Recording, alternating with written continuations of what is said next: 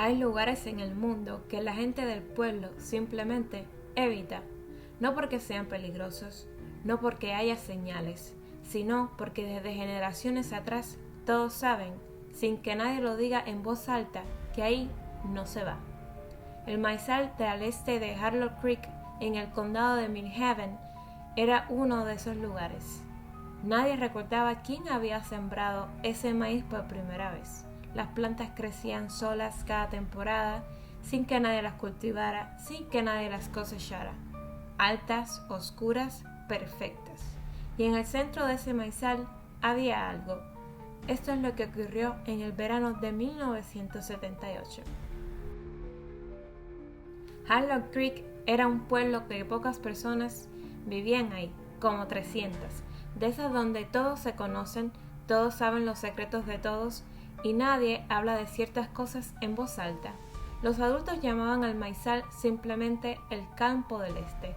Nunca le ponían nombre propio, como si nombrarlo trajera malas consecuencias. Los niños, por supuesto, tenían otro nombre para él. Lo llamaban el Campo del que mira. La leyenda que los niños se contaban era esta. Si entrabas al maizal y caminabas lo suficiente hacia el centro, eventualmente sentías que algo te miraba desde entre las plantas. No lo veías, no escuchabas nada, pero lo sentías. Y si te quedabas demasiado tiempo, salías diferente. Nadie explicaba qué significaba diferente, pero todos entendían. El viejo Earl Dugan, que había vivido en Harlow Creek toda su vida, decía que cuando era joven había visto luces en el centro del maizal. No luces de linterna, luces que flotaban entre las plantas sin origen visible, azules, frías, quietas. Y decía que en una noche, siendo joven, había escuchado desde su ventana un sonido que venía del campo. No era animal, no era humano, era algo intermedio, algo que no tenía nombre. Earl Dugan murió en 1976, 2 años antes de que Thomas Healy entrara al maizal. Thomas Healy tenía 17 años en el verano de 1978. Era nuevo en el pueblo. Su familia se había mudado desde la ciudad apenas 3 meses antes, cuando su padre consiguió trabajo en el aserradero local. Thomas no conocía las reglas no escritas de Harlow Creek, no sabía lo del Campo del Este. Nadie se lo había dicho porque nadie pensó que un chico de ciudad tenía el impulso de explorar un maizal abandonado. Estaban equivocados. Fue Danny Marsh, el mejor amigo que Thomas había hecho en el pueblo, que lo retó. Era una tarde de julio, calurosa y aburrida, y el grupo de chicos estaba buscando algo que hacer. Danny señaló el maizal desde lejos y dijo, en el tono que usan los adolescentes cuando quieren demostrar que no tienen miedo de algo que sí les da miedo. ¿A qué no llegas al centro? Tomás miró al maizal. Las plantas eran altas, oscuras, perfectamente inmóviles, aunque había viento esa tarde. Dijo que sí. Los demás chicos se quedaron en el borde. Nadie lo siguió. Nadie dijo nada mientras Tomás desaparecía entre las plantas. Lo que Tomás contó después, esa misma noche, con la voz temblorosa y los ojos demasiado abiertos, fue esto. Durante los primeros minutos, todo normal, solo plantas, solo el sonido de las hojas rozándose. Pero cuando calculó que estaba aproximadamente en el centro, el sonido desapareció. No el viento, todo, como si alguien hubiera apagado el mundo. Y entonces lo sintió. Algo lo miraba, no desde un lado, desde todos lados a la vez, como si las plantas mismas tuvieran ojos, como si el maizal entero fuera una sola cosa, consciente, y él estuviera en el centro de su atención. Tomás dijo que no supo cuánto tiempo estuvo ahí parado. Podían ser segundos, podían ser minutos. El tiempo se había vuelto extraño, y entonces vio el surco. En el centro del maizal, el suelo estaba aplastado en un círculo de unos 4 metros de diámetro. Las plantas estaban dobladas hacia afuera, como si algo muy grande hubiera estado sentado ahí, o dormido o esperando. Y desde ese círculo, saliendo hacia la oscuridad entre las plantas, había un surco, ancho, profundo, como si algo hubiera arrastrado, pero no hacia afuera del maizal. hacia adentro de la tierra. Tomás se agachó, miró el surco de cerca. La tierra en los bordes estaba húmeda a pesar que llevaban semanas en lluvia, y había un olor, no a tierra, no a plantas, a algo orgánico, a algo vivo. Fue en ese momento cuando escuchó la respiración. Venía de abajo, rítmica, lenta, profunda, como un animal muy grande respirando dormido, pero debajo del suelo. Tomás no gritó. Dijo que en ese momento ni siquiera podía gritar, que algo en su cuerpo simplemente se apagó, como un animal que se congela frente a un depredador.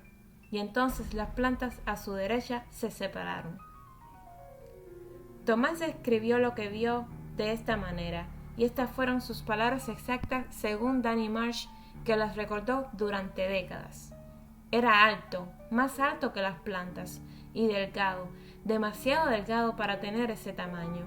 Tenía brazos, pero no eran brazos. Tenía cabeza, pero no era una cabeza. Y me miraba, no con ojos, pero me miraba. Y yo sabía de una manera de que no puedo explicar que me conocía, que sabía exactamente quién era yo. Tomás corrió. Dijo que corrió sin mirar atrás, sin pensar, sin sentir las plantas golpeándose la cara. Corrió hasta que vio la luz del atardecer y salió del maizal frente a sus amigos. Danny Marsh dijo que cuando Tomás salió, tenía la cara completamente blanca y que nunca, en los 20 años que conoció después, lo volvió a ver con esa expresión. Esa noche, Tomás no pudo dormir. No por miedo, decía, sino porque cada vez que cerraba los ojos veía el maizal, no como un recuerdo, como si quisiera estar ahí, como si el maizal estuviera dentro de sus párpados. A las 3 de la madrugada escuchó algo fuera de su ventana, un roce, como si de algo alto rozando a la pared exterior de su casa, de abajo hacia arriba. Tomás fue a la ventana. No había nada, pero en el pasto debajo de su ventana había una marca, larga, profunda, como el surco del maizal. A la mañana siguiente había desaparecido. Durante las siguientes 2 semanas, Tomás cambió, no de golpe, poco a poco.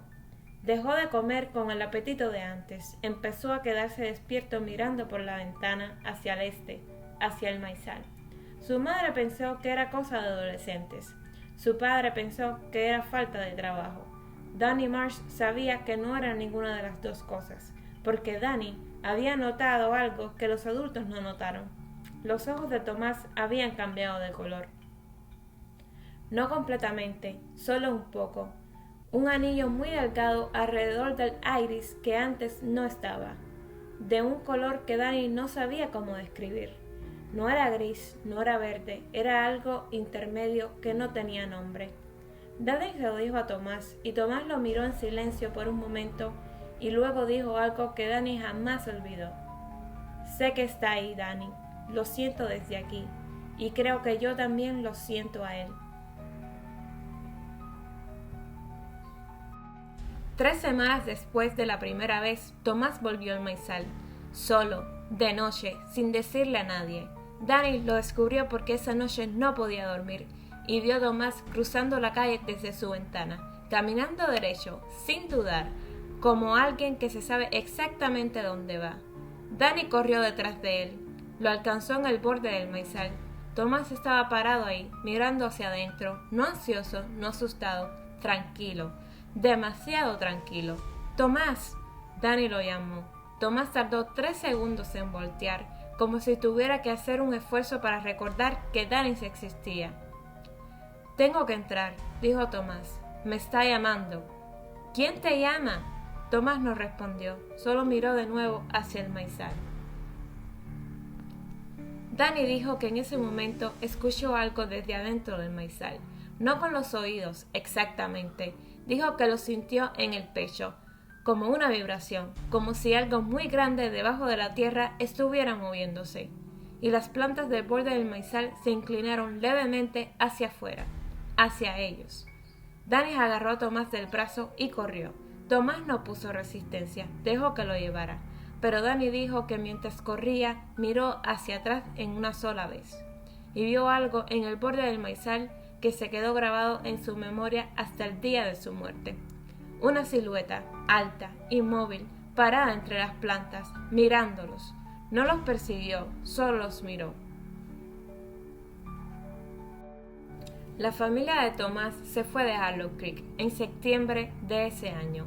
El padre dijo que era por trabajo. La madre nunca dio explicaciones. Thomas no se despidió de nadie. Danny lo vio subirse al auto desde lejos. Thomas miró hacia el este, hacia el maizal, una última vez, y luego el auto se fue. Danny Marsh se quedó en Hollow Creek, se casó ahí, tuvo hijos ahí, y durante el resto de su vida, cada vez que alguien nuevo llegaba al pueblo, siempre le decía lo mismo: no vayas al campo del este. Si le preguntaban por qué, decía que era una superstición del pueblo. Nunca lo contaba la historia completa, excepto una vez. En 1999, 21 años después, Danny recibió una carta, sin remitente completo, solo un nombre de ciudad que no reconoció. Dentro, una sola línea escrita a mano: sigue ahí, Danny, y yo también. La letra era de Thomas. Hollow Creek es un pueblo ficticio. Thomas Healy es un nombre inventado, pero si buscan en los archivos de los pueblos rurales de los años 70 en Estados Unidos, México, Argentina, en Colombia, van a encontrar historias que se parecen a esta. Testimonio de esas personas que entraron a lugares de pueblos que evitaban, que vieron algo que no tenía nombre y que cambiaron después. Y la parte que más me inquieta de esos testimonios no es la criatura, es esa frase que se repite en casi todos ellos, con distintas palabras pero el mismo significado: sabía quién era yo. Eso es todo por hoy. Si esta noche escuchan algo fuera de la ventana, no se asomen. Cuéntenme en los comentarios, ¿tienen algún lugar cerca de donde viven que todo el pueblo evita sin dar razón a clara? Me gustaría escucharlos. Suscríbanse si quieren más historias como esta. Nos vemos el próximo video. Bye bye.